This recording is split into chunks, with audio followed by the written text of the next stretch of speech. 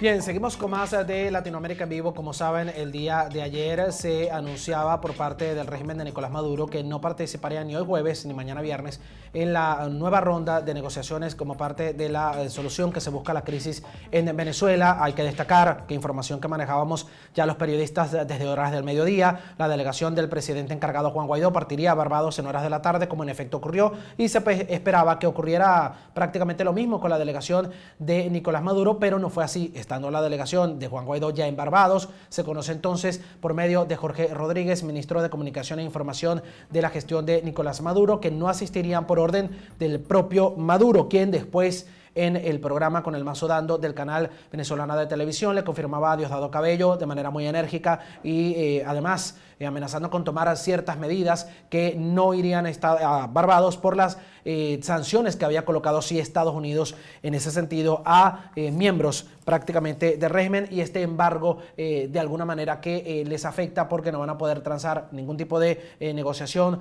o compra o adquisición o operación con empresas prácticamente a nivel mundial, so pena de que lo hagan y ya entonces Estados Unidos penalice a las mismas. Vamos a conversar sobre este tema tan delicado en las últimas horas con el experto en conflicto internacional Horacio Calderón. Lo saludo, bienvenido a Latinoamérica en vivo. Ya lo tenemos allí en pantalla. Gracias por estar con nosotros y por aceptar la entrevista. Bueno, comienzo dándole la bienvenida. Lo van a ver de costa a costa en Estados Unidos y en toda Latinoamérica también. ¿Qué puede seguir ahora en los próximos días? Porque hoy además se ha dicho que en este caso los representantes de Noruega siguen coordinando un nuevo encuentro con ambas partes, y más allá de lo que ha dicho ayer Nicolás Maduro en horas de la noche de manera muy enérgica, la oposición prácticamente ha mantenido un bajo perfil con relación a lo ocurrido ayer. Bienvenido.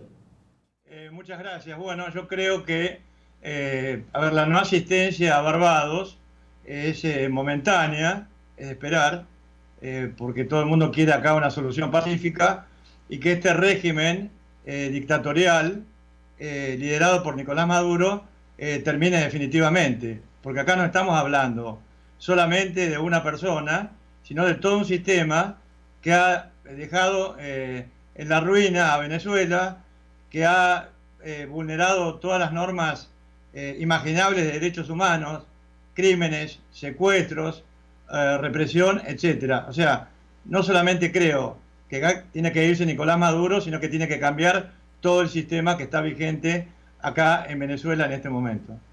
También saber, porque fíjese lo que ha sucedido con esto en horas de la tarde. Michelle Bachelet se ha pronunciado, y no precisamente a favor de las sanciones de Estados Unidos y de este embargo que de alguna manera está afectando al régimen de Nicolás Maduro, y podría decirse ahorcando, cercenando de alguna manera más, o acorralando, esa es la palabra correcta, a los jerarcas del régimen. ¿Por qué? Porque dijo que eran unas sanciones bastante fuertes, eran muy extensivas y eso podría afectar a la población venezolana. ¿Cómo podemos interpretar ahora esto y qué cree que pueda pasar después de lo dicho por la propia Michelle Bachelet, que había dado un informe bastante contundente hace tan solo meses de lo que vio en Venezuela y de lo que pudo también recoger su delegación cuando estuvo en marzo-abril en el país? Bueno, si usted me permite dar mi punto de vista, más allá de lo que diga Michelle Bachelet, ¿no? Porque yo tengo mis propias conclusiones, por, digamos, algún tipo de antecedentes históricos en los cuales se decretan bloqueos económicos, sanciones económicas graves. Vimos lo que ocurrió en el caso de los Castro, y en definitiva quienes más se perjudican son los que tienen menos recursos, la población en general, etcétera. Y lo que sostiene al régimen de Nicolás Maduro, a todo el régimen, a todos sus adláteres, a todos sus cómplices, son ingresos que no necesariamente van a quedar reducidos por las sanciones, porque sabemos perfectamente que la gran cantidad de generales que en este momento sostienen al régimen tienen ingresos que vienen del crimen organizado transnacional, el narcotráfico y todo lo que en definitiva está probado en la agenda internacional a través de la Oficina de Control Exterior de los Estados Unidos, que yo la estimo es muy seria, que es la que depende del Departamento del Tesoro y que involucra a altos miembros del régimen justamente en los delitos más graves que van a ser perseguidos. El problema es que yo creo que va a ser muy poco probable que los generales del régimen de Maduro puedan de alguna forma pasarse a un bando opositor, porque no van a tener garantía alguna, ni sería lógico que la tuvieran, para ganar impunidad en un futuro frente a los crímenes que han cometido o a los delitos transnacionales en los que puedan estar involucrados y que se pueda realmente probar fehacientemente su participación. Con respecto a la cuestión de las sanciones económicas, habrá que ver el efecto que eso tiene, pero los antecedentes históricos de lo que ha ocurrido con regímenes durísimos, como puede ser el régimen comunista cubano, es que realmente el sufrimiento mayor lo sufre el pueblo y no los que gobiernan, ¿no? Este es mi punto de vista. Habrá que ver, porque obviamente yo soy argentino y no tengo ningún derecho tampoco a dictaminar que algo es bueno, que algo es malo, hasta que comiencen un poco a verse los resultados. Yo creo, discúlpeme, tengo más o menos tres escenarios, ¿no? Y el escenario que yo di hace meses atrás, que todo el mundo pensaba que yo estaba a lo mejor delirando, era que el escenario más probable es que Nicolás Maduro pudiera permanecer por años, no estoy hablando de meses, en el poder si no había un cambio de rumbo sustancial en el curso de los acontecimientos hasta el presente, ¿no? Usted, fíjese, dice que es argentino, pero tiene la experiencia para poder opinar sobre estos temas justamente, por eso lo tenemos con nosotros, así que la nacionalidad al final creo que queda en segundo plano porque es un tema común e importante porque usted forma parte de Latinoamérica como el resto de países y Venezuela también, y obviamente todo esto está afectando a la región y Argentina ha dado su apoyo, además al presidente encargado Juan Guaidó. Justamente ha tocado el tema militar, que me parece excelente lo haya hecho, porque voy a leer un tuit de Mario Díaz Balart y luego voy a hacer una pregunta sobre lo que dijo ayer, que lo pude ver en la noche Nicolás Maduro a través del canal del Estado, pero vamos a leer este tuit que le invito a que escuche también lo que voy a leer justamente de Twitter. Dice: un mensaje a las Fuerzas Armadas de Venezuela. Esta es su oportunidad de estar con el pueblo y no con los que han vendido a este pueblo a la tiranía de Maduro y al valiente pueblo de Venezuela. No están solos. El día de la libertad absoluta viene, lo ha dicho Mario Díaz Balart. Ahora le pregunto a usted, porque ayer Nicolás Maduro, cuando hablaba con Diosdado Cabello, quien dicen es el número 2 del régimen, pedía unión cívico-militar y pareciera muy subrepticiamente haber enviado un mensaje a los militares para que les sean leales a la hora de cualquier situación en particular. ¿Qué interpretación le da a esa solicitud de una unión cívico-militar y ese mensaje que le puede enviar a los uniformados justamente ante lo que está ocurriendo y la presión que está ejerciendo Estados Unidos y el resto de países para lograr una salida a la crisis venezolana y que se restaure por completo la democracia en ese país? Bueno, yo creo que uno de los grandes enemigos que tiene Maduro dentro de lo que es el espectro bolivariano, el espectro chavista, como quiera llamárselo, es Diosdado Cabello. Lo que sucede que para mí un cambio de Nicolás Maduro por Diosdado Cabello sería un cambio gatopardista que presentaría un cambio de etiqueta sin que nada cambiara en el fondo. Entonces yo creo acá que Venezuela merece, el pueblo venezolano merece un cambio radical. Dentro de lo, uno dice pacífico. ¿Cómo puedo decir pacífico cuando hay crímenes atroces con los cuales se castiga a la oposición, incluso a la oposición pacífica, etcétera? Hablar de una solución pacífica parece realmente algo que no es coherente con la realidad. Cuando yo hablo de una solución pacífica es que el señor Nicolás Maduro y el régimen que lo representa todo el espectro permita una salida electoral controlada internacionalmente, supervisada internacionalmente y que permita realmente obtener una salida que no sea una intervención militar extranjera, por ejemplo, que yo creo que tendría altísimos costos y que los beneficios serían muy pocos, porque por la experiencia mía internacional yo he visto lo que son las intervenciones extranjeras, caso Irak, caso Libia, etcétera, y bueno, mire, tenemos en este momento 2 regiones en caos y que va a tardar décadas en reponerse. Entonces lo último que yo querría sería realmente una guerra civil entre hermanos venezolanos, por un lado, y una intervención extranjera. El quid de la cuestión está cómo se produce la salida de Nicolás Maduro, porque además, si me permite algo, no hay que olvidarse, desde que Hugo Chávez asume el poder, no solamente el gobierno, el poder en Venezuela, ¿no? Los militares venezolanos han sido adoctrinados, ¿no? De manera tal que, si bien es complicado esperar, por ejemplo, una ruptura en los altos mandos venezolanos, uno a favor de, por ejemplo, de Juan Guaidó o de la oposición, y otro a favor, digamos, del régimen chavista. Yo lo veo eso muy poco viable, pero si uno desciende, uno podría decir, bueno, entonces tenemos esperanza en los coroneles, tenemos esperanza en los capitanes. En la Argentina en algún momento, en el pasado remoto, pensamos también en eso. Pero ¿sabe cuál es el problema? Que han sido tan adoctrinados que usted habla con un teniente o habla con un general y todos piensan lo mismo. Entonces, la solución a la crisis de Venezuela es una solución altamente complicada. Y lo que hay que tratar de hacer es lograr la mayor presión internacional posible para lograr que este régimen se derrumbe lo más pacíficamente posible, si me permite usted una expresión que realmente es de deseo, porque la situación yo en lo personal la veo extremadamente complicada y la única salida que yo veo es la salida realmente que estimo indeseable, ¿no? Esperamos que no sea de esa manera, porque de verdad que una salida violenta no es lo mejor para ninguna nación, para ningún país, y se pudiera arreglar, es lo que todo ciudadano, estoy seguro, desea, o al menos en su gran mayoría, una salida a través de la palabra y del entendimiento. A ver, sobre la presión que se está ejerciendo desde afuera, ¿cree que está logrando el efecto deseado, que al final ellos pudieran ceder? Y cuando digo ellos me refiero a los miembros de la gestión de Nicolás Maduro, ceder ante lo que está ocurriendo en el país para que no siga habiendo más sufrimiento, más hiperinflación, más violación a los derechos humanos y tantas cosas interminables negativas que lamentablemente están padeciendo en Venezuela? Los que más o menos estudiamos escenarios, yo le pondría a eso que usted me dice un porcentaje de un 20% de probabilidad de ocurrencia. Lo veo de muy baja probabilidad de ocurrencia. Estamos hablando no de algo imposible, cuidado, ¿no? De baja probabilidad de ocurrencia.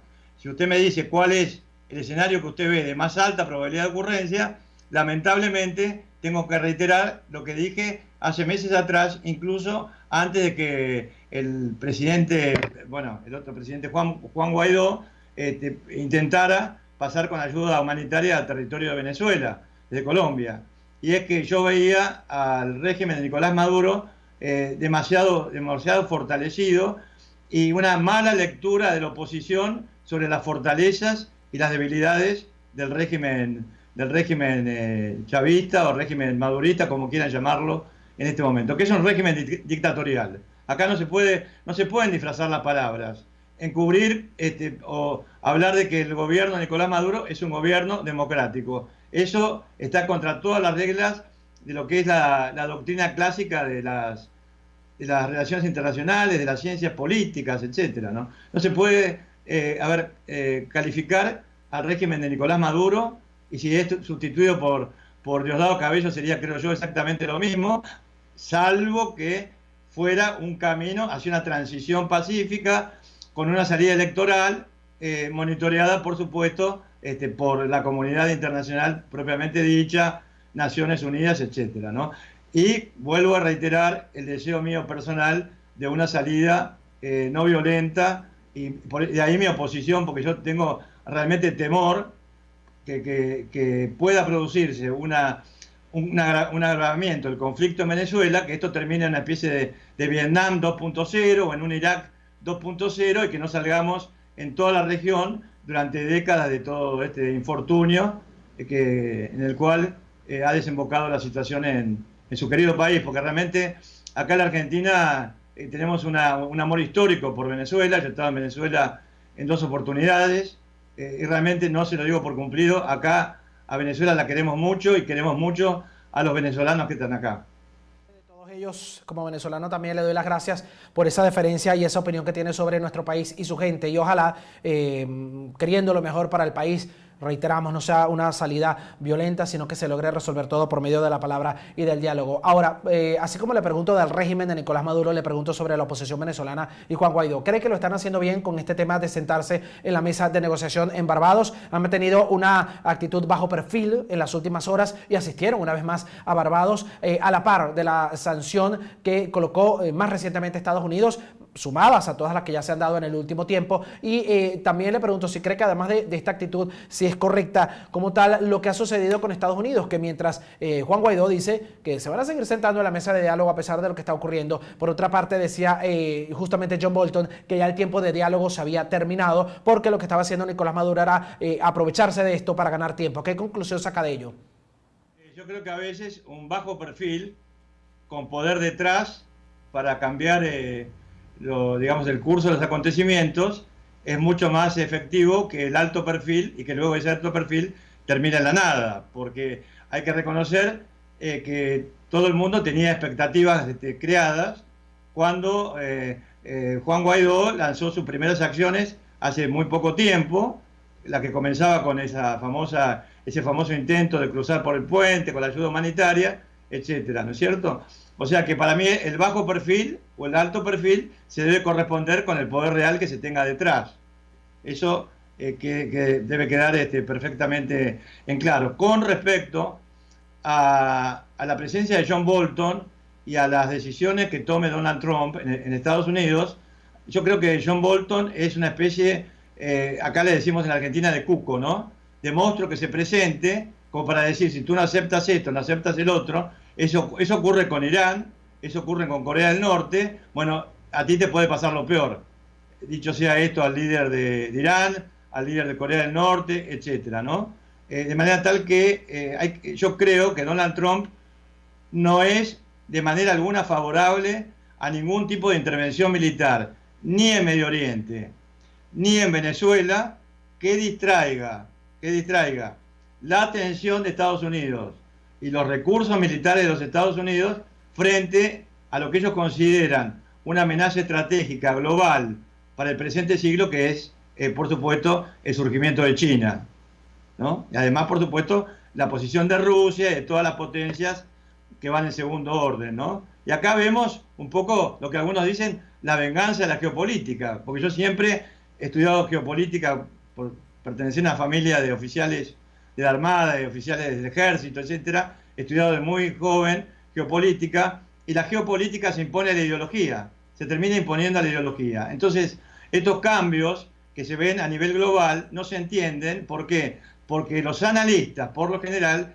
están todos ideologizados, ¿no? O sea, no realizan, por lo general, por supuesto que hay muchas excepciones, análisis sin sesgos ideológicos. No saben geopolítica, no conocen geopolítica, no conocen las leyes de la geopolítica. Entonces yo creo que si yo tengo que observar, analizar cuál es la visión, no hablemos de Donald Trump, sino de todo el equipo que lo asesore, de parte, digamos, del establishment de Estados Unidos y de los sucesos que hay, por ejemplo, en Europa, esto me lleva a mí a pensar que Donald Trump no tiene interés alguno en una intervención militar en Venezuela, que déjeme también aclarar, que requeriría por lo menos un año de preparación. No se trata de, por ejemplo, de decir, bueno, tocamos un botón y mañana hay una intervención militar en Venezuela. Salvo que intenten, por supuesto, bombardeos a carpeta y esas cuestiones que solamente terminan matando gente inocente. Tardaría un año. Entonces, en cuanto, Estados Unidos, como se dice en inglés, comienza un build-up, ¿no? Un build-up digamos, un fortalecimiento de un aparato militar, despliegue de portaaviones. Cuando hablaban de portaaviones, yo que he asistido he estado muy cercano a teatros de guerra, he estado en la guerra entre Irán e Irak, he estado en Libia, he estado en otros lugares en momentos en que se avecinaba todo esto, y cuando yo leía que iba un portaaviones rumbo a Venezuela para atacarlo a Nicolás Maduro, realmente era muy risueño, porque se tardaría un año, deberían movilizarse, para que usted se dé idea, divisiones de Estados Unidos, divisiones de las Fuerzas Armadas de los Estados Unidos, gran parte de la Fuerza Aérea, de la Fuerza Aérea Naval, para poder tener una aproximación a una intervención militar con éxito dentro de Venezuela. Si usted da un año de tiempo a un régimen para que se prepare, yo imagino lo catastrófico que podía ser el curso de los acontecimientos. Esperemos que eso no ocurra de esa manera y se logre, sí, una salida a la situación venezolana, porque tanta desgracia ha traído a muchos que todavía ven a familiares y amigos detenidos injustamente, que también han tenido muchos que partir de la nación, como lo ha estipulado y ha informado al mismo tiempo la ONU, por la crisis que se vive de alimentos, de salud y tantos más, para encontrar una mayor calidad de vida en los países vecinos de la región, incluso de otros continentes, y también todo lo que conlleva la pérdida de la libertad, de la democracia, cuando hay medios cerrados de comunicación tradicionales, cuando al mismo tiempo vemos una hiperinflación que ahorca más el bolsillo del venezolano y tantas otras cosas que lamentablemente se están viviendo en Venezuela. Le quiero dar las gracias por estar con nosotros. Esperamos volverlo a tener próximamente en Latinoamérica en Vivo. Es Horacio Calderón, analista experto en conflictos internacionales, y le mandamos un abrazo desde acá hasta Argentina, ya que desde allí nos está dando toda la información vía Skype. Gracias por estar con nosotros. A ustedes. Allí lo veían, Horacio Calderón, justamente hablando, dada su experiencia, de este conflicto que afronta Venezuela y que también ha afectado a todos los países de la región. Con ello nos vamos a la pausa en Latinoamérica en Vivo. Ya venimos con más, por favor, no se aparte.